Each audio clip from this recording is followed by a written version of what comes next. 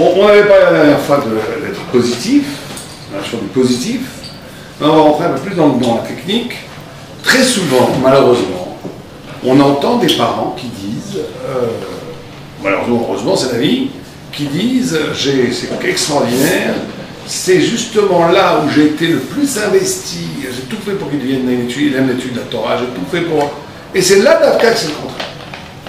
Et très souvent. Et c'est très souvent que ça devient comme ça. Qu'on a une sorte de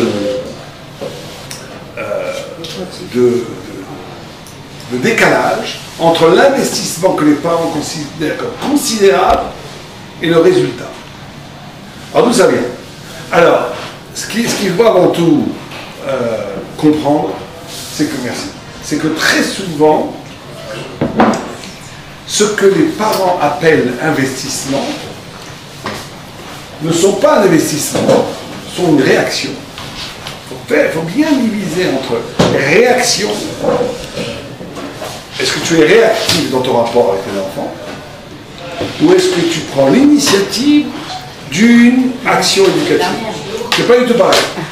C'est-à-dire que quand notre action éducative, qui n'est pas une action éducative, est réactive par rapport à des choses, on ne dit pas du tout, on verra après, on fera tout un cours sur les punitions, etc. Ça existe. Mais quand le nœud de la relation avec l'enfant est une relation qui est réactive, ça veut dire que je réagis au mauvais agissement ou à la fainéantise ou le manque de succès de l'enfant, on n'est plus dans l'éducation. Ça ne s'appelle pas éduquer.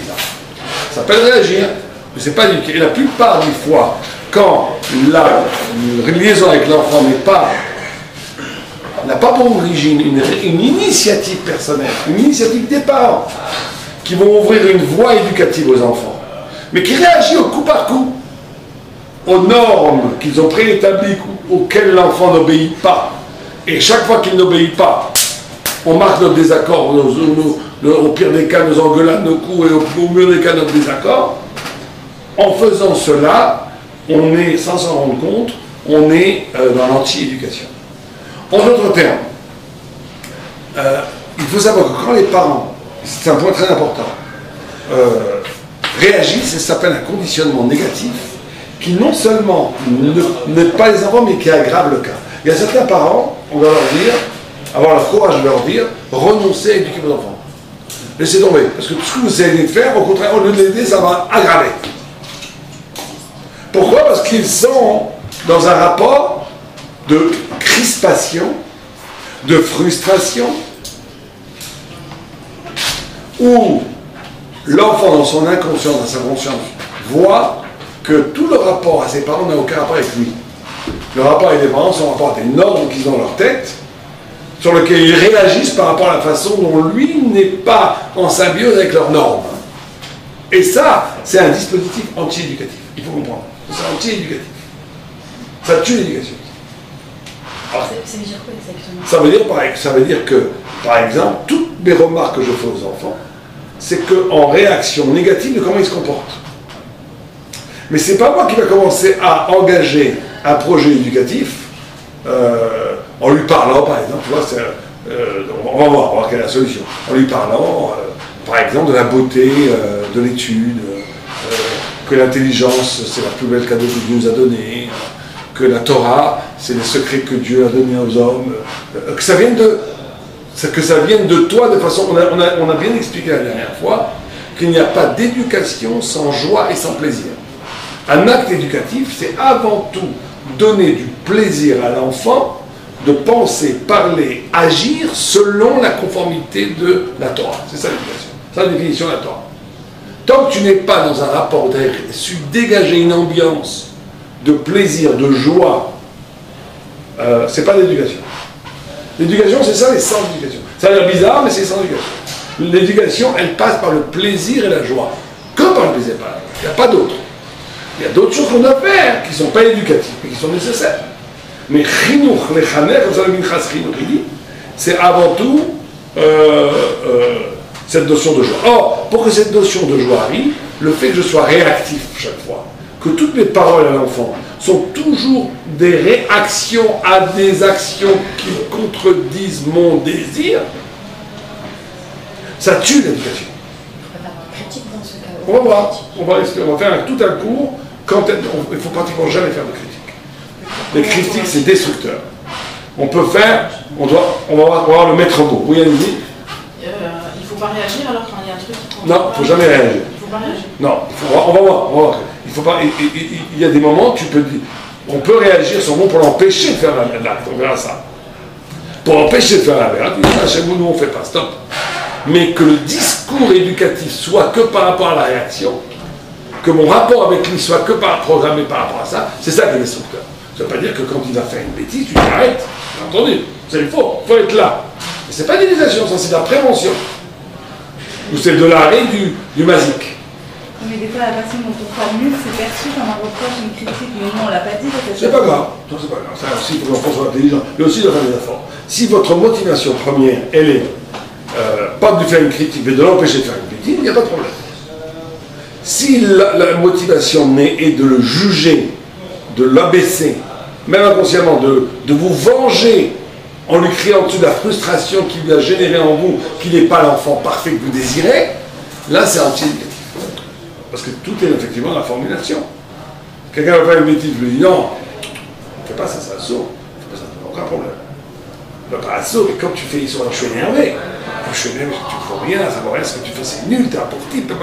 Là c'est anti-éducatif. Là, cette deuxième partie, elle est anti. Elle est anti-éducative, elle est destructrice. Oh. Donc le père ou la mère, les parents doivent prendre l'initiative d'une action éducative qui est orientée vers la correction du problème. Alors comment est-ce qu'on fait? Donc on a dit le premier fondement c'est le plaisir et la joie. Le deuxième fondement, qui est le plus important, c'est qu'il n'y a pas d'éducation sans avoir réussi d'intérioriser la valeur du projet éducatif. C'est ce que dit le Minchas Chinuch, dans la Mitzvah Yud Gimel, si je me souviens bien, qui dit que l'essence de l'éducation, c'est l'intériorisation. C'est comment les principes que tu veux passer aux enfants deviennent ses principes à lui et pas à toi. C'est ça le passage éducatif. Comment les principes de la Torah dont tu es le relais, que tes parents t'ont enseigné, tu les fais passer, qu'ils deviennent à lui. Quand on réussit l'éducation, c'est quand l'enfant lui-même s'est approprié les valeurs. Et que lui, il t'engueule, il dit, oh papa, d'après Razonich, que tu as fait, c'est pas grave. Ça vous fait ça, faites une soda au d'ailleurs. Quand votre fils il vous dit, peut-être que d'après la Torah, il faudrait plus faire comme ça, c'est génial. C'est qu'on a réussi à intérioriser dans l'enfant l'exigence d'excellence thoraïque. C'est ça la réussite de l'éducation. D'accord? Oh, alors, il faut bien comprendre, c'est très fin, mais pour comprendre ça, c'est qu'on avait posé la question au fort Fetzraïm. Il y avait à l'époque des Cosaques.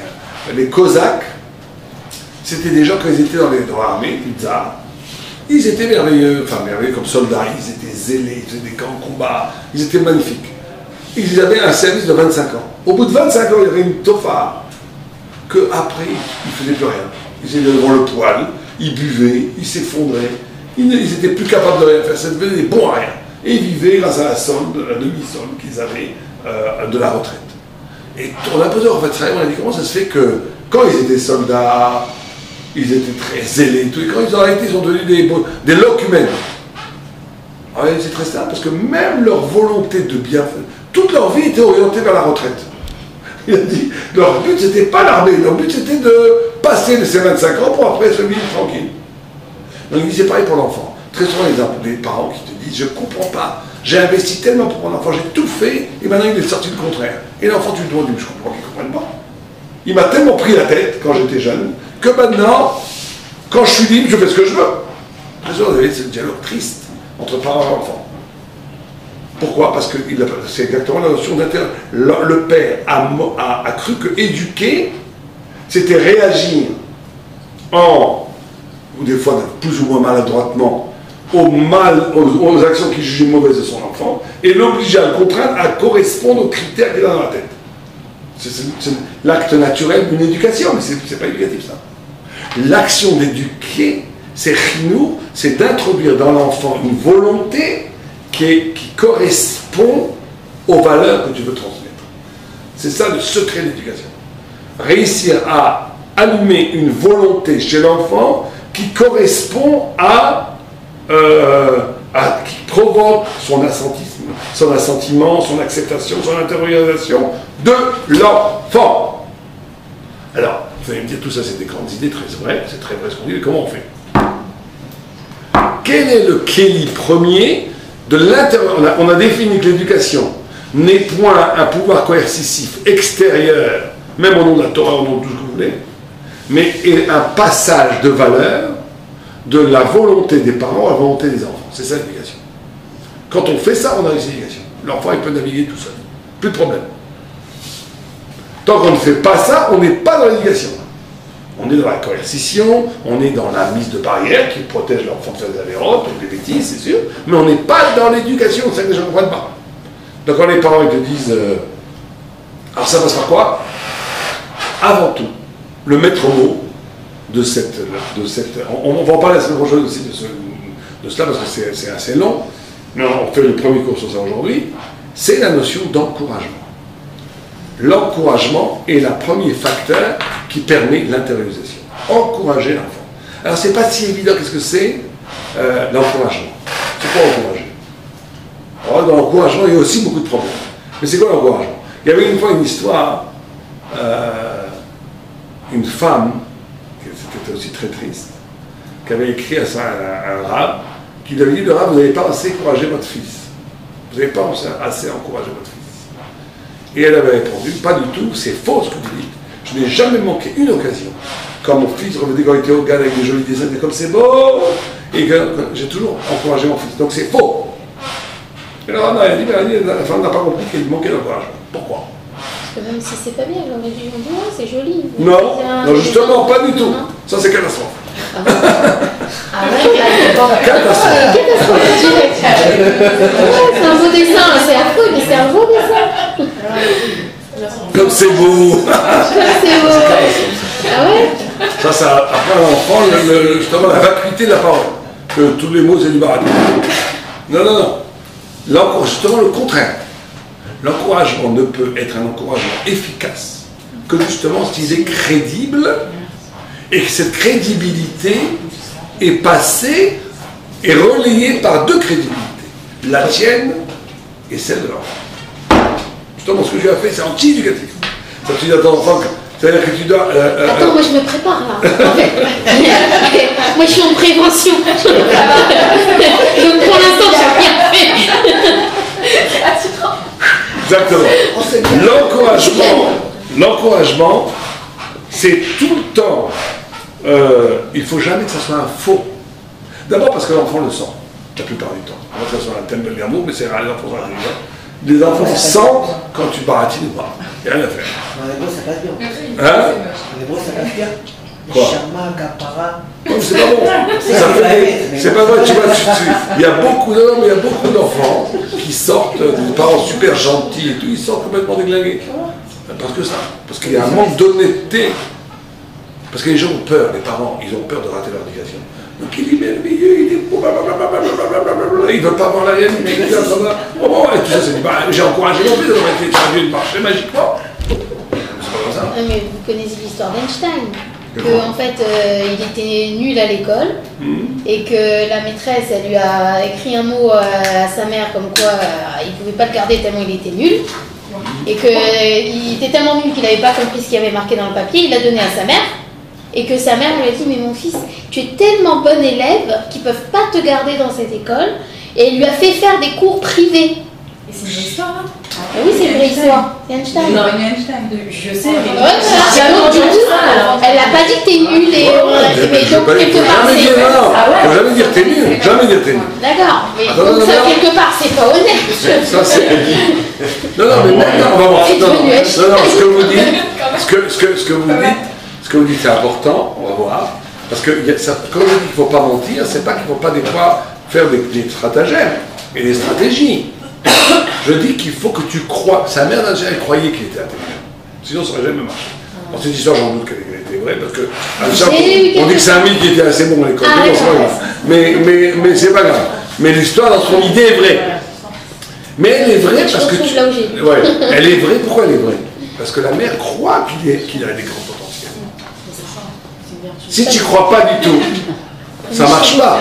Donc il faut que la crédibilité, il faut que l'encouragement, écoutez bien, c'est très important, soit avec vous sas sur deux faisceaux.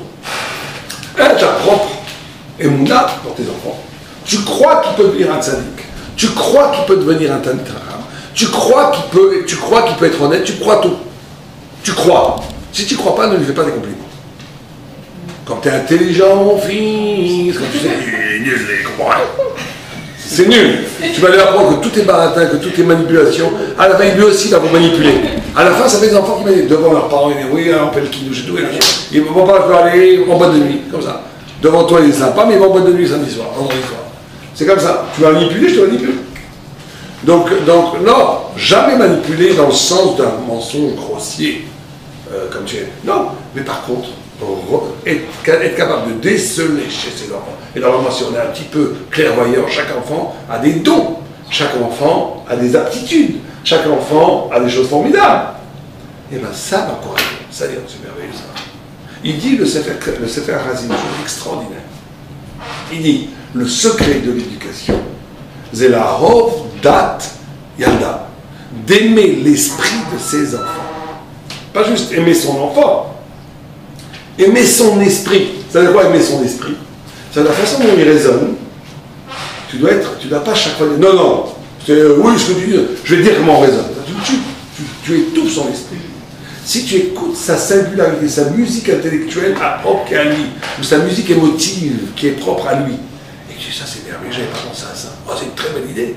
C'est super. Tu aimes la façon dont il pense, et tu lui montres que tu aimes la façon dont il pense. Ça c'est l'encouragement. Ça, je vous garantis, ça va être quelqu'un qui va être fort dans les études. Si chaque fois qu'il dit une idée, ouais, mais bon, tu sais comment c'est pas le bon, je vais te dire comment. Non, d'accord, alors, je vais dire le vrai truc. Bon, alors, il étouffe sa pensée, parce qu'il dit chaque fois que je dis quelque chose, mon père, ma mère me dit que c'est pas comme ça qu'il faut penser. Donc il pense plus. Donc il vient à remarquer à l'école. Après, il vous ramène des 300 là. Mais si très jeune, tu dis tu penses comme ça, c'est intéressant. Il faut savoir un petit peu. Oui, voilà, il faut qu'il soit vraiment intéressant. Non, mais c'est toujours intéressant. Un enfant qui te dit, des fois, les enfants, ils disent des choses très intéressantes. Ils disent des trucs que je me rappelle plus. Mais moi, ma fille, très souvent, elle me dit des trucs, des raisonnements tout à fait rigolos, qui tiennent pas. Mais c'est rigolo, mais c'est sympa. Je dis, ouais, j'aurais jamais fait le lien entre ça. C'est vrai que tu as raison. Mais c'est pas. Mais voilà, d'accord. On rentre en relation avec son esprit. Et on admire son esprit, et on encourage son esprit, et on aime son esprit. Celui qui aime l'esprit de ses enfants les rendra intelligents. Badou Komenoussé. Celui qui, chaque fois il écoute une singularité cognitive, des connexions intellectuelles que l'enfant fait, qui ne correspond pas à ta façon de penser ou à la façon dont la société veut qu'on pense, et chaque fois tu le casses, tu le coupes, tu le dis c'est pas comme ça, t'en fais un temple. C'est tout. C'est aussi clair que ça. Donc, trois choses. Un, que toi, ne jamais mentir fondamentalement sur tes encouragements et tes compliments. Tu dois, il y a assez de choses chez les enfants, on ne parle pas de mentir, il y a assez de choses chez les enfants pour pouvoir trouver des choses qui sont suffisamment, mais vous sas pour lui faire un compliment. Ça, c'est un. Deuxième chose, plus difficile, il faut que ce compliment que tu lui fais, que l'enfant aussi le croit. Très souvent, l'enfant, il ne croit pas. On va raconter une histoire par rapport à ça. Et là, il va falloir faire d'autres stratégies, on va expliquer maintenant. Et troisièmement, il faut aimer la façon dont il pense. Ça, c'est fondamental. Donc, c'est pas encourager, c'est pas juste une attitude générale ou qui est basée sur du faux. Ça, c'est catastrophe. Il faut encourager l'enfant dans des sphères qui lui appartiennent et qui encouragent, qui font du plaisir, du désir, du plaisir de continuer. Il y avait une fois une histoire comme ça, très triste aussi. C'est triste l'histoire de l'éducation parce que c'est la plupart du temps les exemples qui ne marchent pas. Où le père disait, il peut, parce qu'il voulait choisir, voici j'encourage, il est intelligent, mais il ne veut pas. Il peut, mais il ne veut pas. Ça c'était une phrase terrible. Parce que l'enfant il entend des paroles. Tu peux, tu pourrais. Ah, mais tu ne veux pas. L'enfant il explose intérieurement. Il dit, mon père, pour moi un idiot que je veux pas, mais je ne sais pas. Il y avait un enfant qui n'arrivait pas à apprendre les Mishnayot par cœur, jamais. Il part des efforts. Et le père, il va lui dire, tu peux. Et un jour, un rab est arrivé le voir, il lui dit, alors il lui dit, écoute, c'est une très belle histoire en réalité. Il a dit, c'était un truc, il avait pris des propres catastrophes. Ils étaient butés sur ces Mishnayot, par cœur. Le Rav, il lui a dit, écoute, on va faire quelque chose. Tu vas apprendre les Mishnayot et on ne t'interroge pas. Ah oui, il dit, ben, ça sert à rien. Il dit, si ça sert, tu auras, Dieu va donner la récompense que Dieu, au contraire de étudier sans résultat, c'est encore plus grand d'étudier avec résultat. Ce que tu le fais, Shem Shamaï. Bon, il a essayé de baratiner que l'enfant voulait bien étudier les Mishnayot. Et il lui a surtout dit, il a fait comprendre aux parents qu'il ne faut pas que l'encouragement, et ça c'est très important, porte sur le résultat. L'encouragement doit porter sur les efforts. Ça c'est fondamental. Si les encouragements portent sur les résultats, c'est pas l'encouragement, c'est une frustration qui bloque. Si tu dis, mais c'est merveilleux, mon fils, tu réussis. Tu réussis, on verra bien, c'est pas important. L'important, c'est que tu es au Ben Hachem. En essayant d'apprendre, tu es au Ben Hachem. Donc, tu es au Ben Hachem, magnificos. Tu apprends une Mishnah en 2 ans, essayer, c'est magnifique. Et comme ça, il a fait, le père a réussi à se dépasser, a fait ce que le Rav dit, et il a commencé, lui aussi, à comme ça, on va lâcher avec son fils, où chaque fois qu'il étudiait, il disait, c'est merveilleux que tu étudies, je veux pas savoir ce que tu veux. Je veux pas savoir ce que tu sais. C'est merveilleux, t'as dit, le fait que tu étudies, c'est merveilleux. L'effort que tu fais, c'est merveilleux. Quelques mois plus tard, l'enfant est arrivé tout pâle. On a appris qu'il y avait eu un accident, qu'est-ce qu'il s'est dit, bon, je voudrais. Il a commencé à dire 10 périodes de Mishnayot. Une après, il connaissait le Mishnayot par cœur. Qu'est-ce qui s'est passé? C'est que comme les encouragements, soi-disant avant, étaient plaqués sur des normes sociales de réussite, l'enfant était bloqué. Ce n'était pas lui qui était visé, ce n'était pas éducatif justement. Dès que tu as transformé cet encouragement, non pas dans le résultat, mais dans l'effort, le discours subliminal derrière dans l'enfant, c'est que tu l'aimes. Tu fais ça pour lui, pas pour toi. Alors à ce moment-là, l'enfant, il fera tous les efforts. Il va y arriver en plus. Ça va le détacher, ça va le libérer de ses angoisses, et il va y arriver. Donc ça, c'est la notion très importante de faire... donc on récapitule. On en est aujourd'hui, on récapitule. On a dit, il n'y a pas d'éducation sans principe du plaisir et sans principe de joie. C'est ça l'éducation. Toute coercition, tout désagrément, toute chose qui passe par la culpabilisation, la crainte, n'est pas éducatif. Il est des fois nécessaire, on verra ça, mais il n'est pas éducatif. Ce qui est éducatif, c'est quand on est capable de faire passer la joie et le plaisir dans l'exercice de la Torah et de l'éthique et de la vie et de l'étude. Deuxièmement, une éducation n'est possible que quand on a fait un transfert de volonté. C'est-à-dire qu'on est passé de la volonté des parents à la volonté des enfants. C'est ce qui s'appelle le principe d'intériorisation. C'est-à-dire que l'enfant doit intérioriser les valeurs que vous voulez lui passer. Sans cette intériorisation, tant que la volonté des parents est extérieure à la volonté des enfants, ce sera comme les Cosaques, dès qu'il pourra se détacher de la volonté des parents, il fera le contraire, c'est garanti. Ou bien, au meilleur des cas, mais qui est peut-être encore pire, il fera à cause d'autres forces coercitives. Il s'est marié avec une femme qui attend de lui, qui vient à Raham, donc il étudie la société, il est prof dans une yeshiva, ça encore pire, parce qu'il vit sa vie à se mentir à lui-même. C'est les forces extérieures qu'il faut, il n'y a pas de volonté. Tu te mettrais seul à Tahiti, c'est fini, il n'y a plus de temps. L'horreur. Donc l'intériorisation, c'est pas juste éducatif, c'est le fondement de la relation à Dieu. L'intériorisation passe, troisième mouvement, par l'encouragement. Vous savez, l'encouragement, et l'encouragement réel, c'est la capacité de s'étonner, d'admirer, d'être émerveillé, bouleversé parfois, par les capacités de ses enfants. Et les pointer et les dire, les formuler. Ça, quand on fait ça, l'enfant va trouver du plaisir à faire ce qu'il a fait. Et quatrièmement, bien entendu, ça c'est plutôt la même chose, c'est cet émerveillement et cette admiration et cet encouragement qui est crédible aux yeux des parents et aux yeux de l'enfant, n'est possible que si tu aimes l'altérité, la façon dont ton fils est différent de toi, et c'est ça qui va faire qu'il va prendre du plaisir à faire, et ça passe concrètement par un encouragement et des admirations et des compliments, non pas sur les résultats qui sont toujours liés à des canaux sociaux, mais au fait même qu'il fait des efforts. D'accord, c'est clair? C'est clair? C'est tout. Donc on fait un petit 5 minutes sur la page. Et tu as la confiture. Voilà, pour moi, je n'ai rien. Attends, on va laisser peut-être manger, je regarde de on fait après ou tout de suite? La paracha. Oui. On va paracha. Alors, 5 minutes. Je vous savez que il y a quelque chose de très étonnant, ça parle de la Shonara. Le la Shonara, du Meraglim, qu'on fait la Shonara sur Israël. C'est très bizarre parce que sur Eretz, il n'y a pas de dîme de la Shonara sur une terre. Les deux sources de la Shonara, c'est sur Eretz Israël et Myriam qui a fait la Shonara sur son frère, qui n'était pas de la Shonara parce que c'était des toilettes. Elle n'avait aucune intention d'aller contre son frère. Elle a simplement dit que c'est pas normal qu'il connaisse sa femme. Elle n'a rien dit de mal en réalité. Or, on apprend tous les dîmes du Lachonara par rapport à ça. Ceci pour deux raisons. Un, pour te dire que la gravité dans le Lachonara, c'est pas tellement de dire de faire du mal à l'autre. C'est pas ça. C'est d'utiliser la parole, qui est le lieu du souffle de l'âme et donc du souffle divin. Pour. Il en pose, c'est pas grave. Non, il fait 1, 2, 3 ou pas? Ah ouais, il répond d'abord. Ah, s'il fait 1, 2, 3, il est pas en pause. Donc le fait d'utiliser la parole, qui est c'est que l'action, l'acte, le corps, il n'est pas dans la matière. Donc les avéras que tu fais avec le corps, elles ne vont pas très haut. Alors que les avéras que tu fais avec la parole, qui sont le souffle de la Neshama, elles vont très haut. Elles sont très graves, parce qu'elles touchent à la spiritualité, elles touchent au temple, elles touchent à la sainteté. C'est pour ça que la Shonara est quelque chose de terrible.